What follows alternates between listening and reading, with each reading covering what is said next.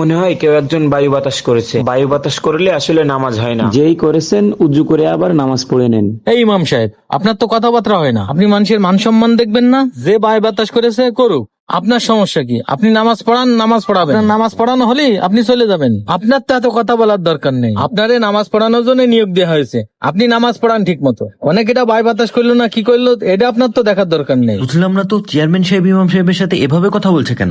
সমাজের মান্যগণ্য ব্যক্তিরা রয়েছে এখানে, তা আপনি তাদেরকে অপমান করতেছেন না? এই ধরনের কাজ আর কখনো করবেন না। আপনি ইমাম সাহেব, নামাজ পড়ানোর দায়িত্ব, নামাজ পড়াই আপনি চলে যাবেন।